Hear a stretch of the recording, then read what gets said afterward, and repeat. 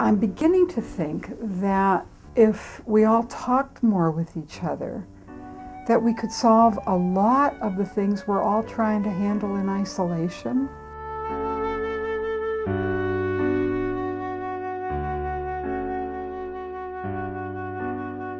We have power as faculty members, and we can use that power for good, and by sharing our knowledge and helping our students, whether they're from marginalized communities or whether they're students who would be considered part of the mainstream, that we have knowledge to share with them to help them succeed. And we need to be those role models and model that in our classrooms, and also model that with each other. And this group of faculty members give me hope for our future. I was reminded by our president of the university. He came into a meeting and talked, not a Multicultural Faculty Fellows meeting, but he came into one of our Woodring meetings and said that a liberal arts education is liberating education. And I would take it a step further and say that it's education for liberation. And that is what we're practicing with the Multicultural Faculty Fellows together as a learning community of faculty members. I mean, a lot of the work that we're doing in the Multicultural Faculty Fellows is we're talking about issues of equity and justice and diversity, but a lot of it's situated in our work with students, especially working with teachers. Teachers can be fundamentally the most important person in a student's life, and sometimes they can do damage even when they're a very caring person. So a big part of the work that I'm doing is trying to make sure that, you know, schools, which are the primary institution that all of our children go through, are places that are safe and supportive for all children.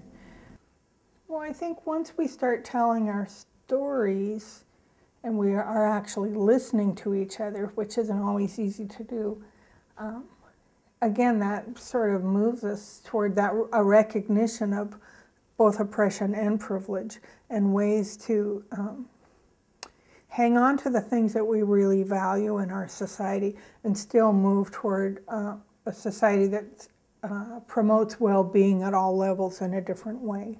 Like, we talk a lot about who's not at the table, you know, who isn't here at Western, who do we wish would also be here.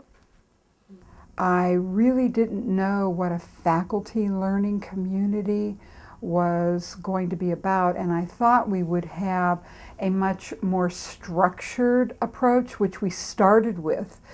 It is really the way Kristen has allowed the group to organically organize itself that has been so motivating. I can't speak for everybody, but I really feel a sense of ownership of the group.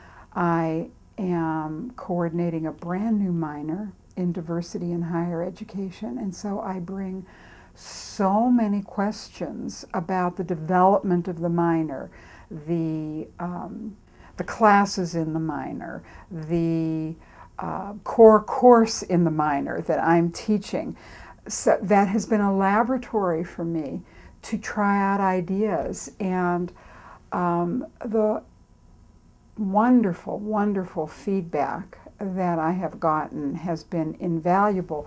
But the feedback isn't only in terms of, have you thought about this? Have you tried this? It's been more emergent, and by that I mean somebody else will be talking about their course, their dilemma, and I will begin to hear a solution to something that I'm looking at. I'm beginning to think that if we all talked more with each other, that we could solve a lot of the things we're all trying to handle in isolation.